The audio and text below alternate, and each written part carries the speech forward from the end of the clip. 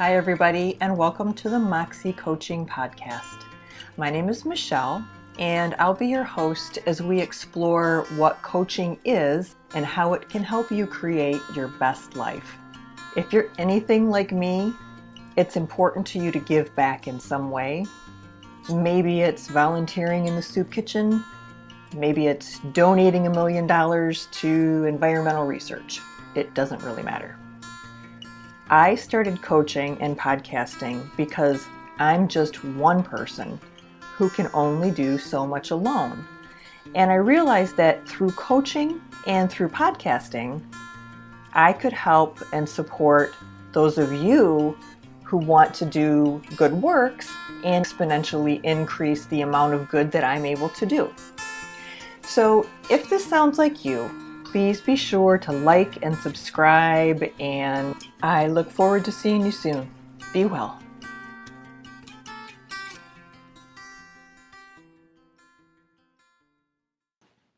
Hey everybody, this is a bonus episode. I'm recording it because I just think that what I'm about to tell you is a perfect example of people, humans, living their lives based on a perception, whether or not that perception is correct, right? For a long time, I had the perception that I was shy. Well, I wasn't really shy. I was introverted, and I didn't really, I needed a lot of time alone, but I wasn't afraid or fearful of being around other people. But because people assumed, because I needed a lot of time alone, I was shy. And so that perception was built up around me. So, we all have them, and that is one of the most benign perceptions, right? When you think about what's going on in the world today, it really drives home this concept of perception is everything. The whole vaccine debate, the whole right versus left, that's that has been shoved down our throats since 2016 and just seems to be getting worse globally, right? We all have stereotypes in. Okay, let me back up. We don't all. Most of us, even those of us who think we don't, have biases, have perceptions that color the way we look at life. So this is what turned out to be a fun, happy story, but because perceptions are different for everyone, did not start out that way. So here's the story. My husband has, for the past couple years, for his creative outlet, made just these funky, super cute little cards with different, abstract graphics on them. And he has made hundreds of them. And because he was a teacher in a past life, what he did was he was taking his cards and he would write just a little something on them. It might be something like a line from a book that he had taught. It could be peace. It could be for Halloween. Whatever. It just, they were very, very simple. And what he was doing with these cards is he would carry them when he went on a walk, when he took the dog, and he would slip them under people's windshield wipers or leave them in random people's mailboxes. And then he sort of expanded it, right? Because it was cool and he was getting such a kick out of it. So then he expanded it to this local restaurant where he knows someone who works there. And he was, getting them to her. And then all of a sudden she's like, who is this person on Facebook? She's showing up on Facebook and she's just getting such a kick out of this. What a fun thing it is that she's getting these little cards. So we go through, and I'm not kidding, we have sent them to in-laws. We've sent them to great Grammys. Jim has sent them all over the place. And he even got to the point where he was asking our kids, our adult kids, for names of friends or acquaintances who might enjoy getting a little something in the mail that's just a little tiny shot of pure happiness, pure joy, pure, um, no alternative motive, nothing. Just like, here's a little drop of sunshine for you. Okay. So this was like a big deal. People, I mean, it was fun. We were going to people's houses and they would have the cards up on the refrigerator, or some people even framed them, right? So this was super cool. And I was very proud of him for doing something for other people, right? Something that he got really no, well, eventually he did. But in the beginning, he wasn't getting any positive reinforcement. He was just doing it because it felt good. So your perception of him now, right? Okay, he's this podcast person's husband. He's a nice guy. Um, he does nice things for people. He goes out of his way. He is not, what's the word I'm looking for? Seeking approval. He's just being a good person. And unless you're kind of a jerk, you probably, it's like, oh, cool guy, right? Cool thing. Okay. Perception. In all of the people he was sending cards to were a number of his colleagues from when he used to teach.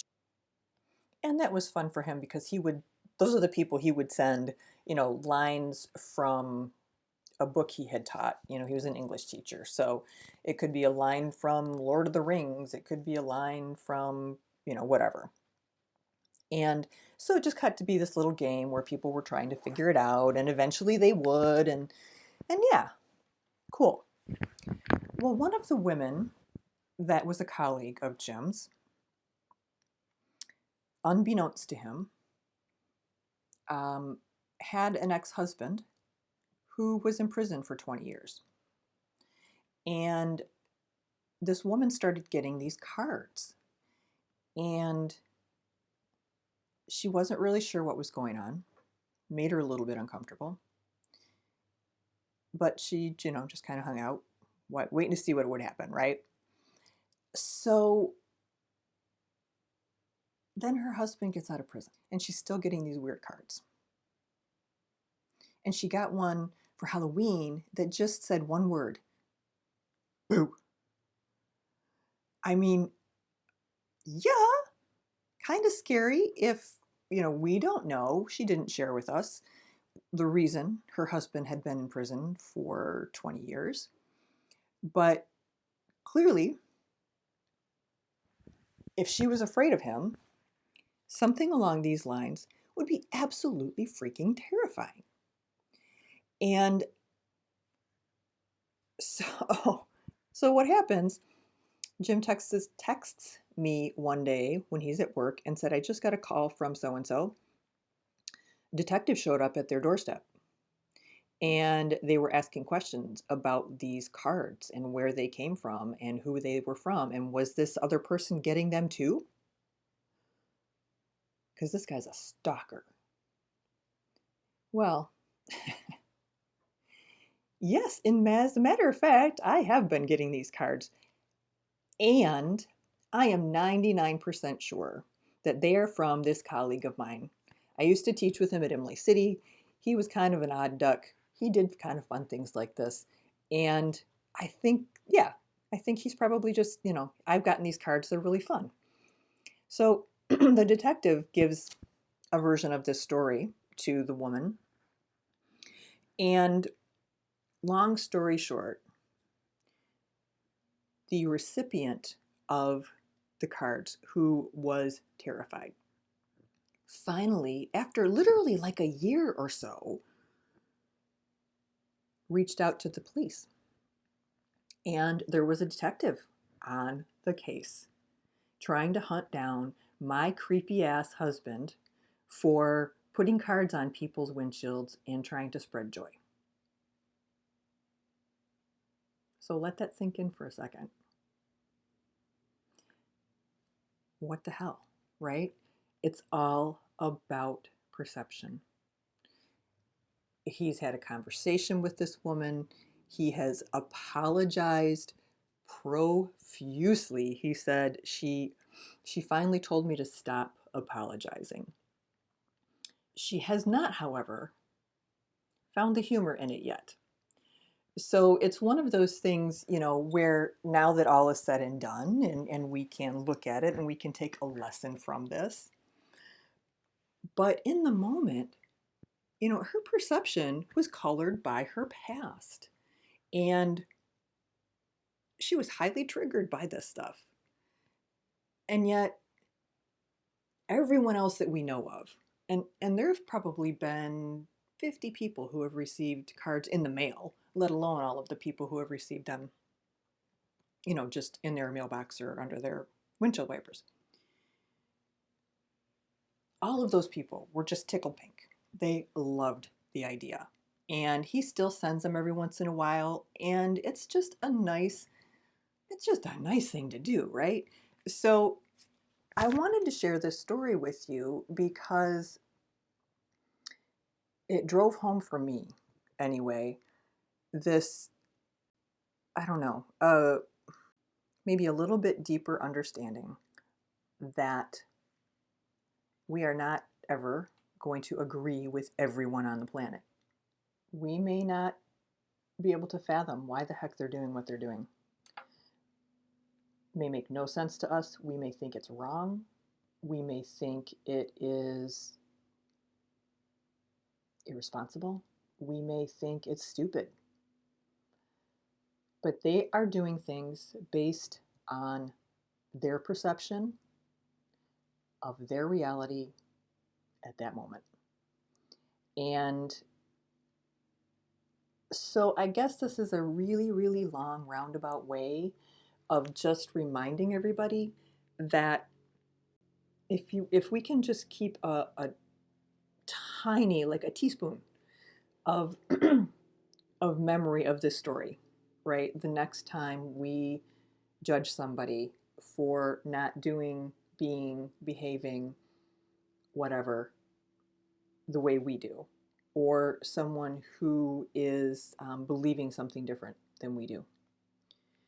Basically, I don't know, the story just hit me and I wanted to share it with y'all. So, yeah. Now, I totally understand that that is so much easier said than done because I could turn around and see something on the news and say, "Oh my God, those people are such idiots," right? This is not something that we're going to cure in society today or tomorrow or next year. But the more people who bring it to our attention, hopefully, the more we start paying attention to it, and the more we start maybe cracking our hearts open a little bit to feel a little bit of what someone else feels. And if we can do that, then I think we will have made a step, at least in the right direction. And eventually, if enough of us do it, things will shift. All right, everyone, be well, have a great rest of the week, and I will talk to you soon.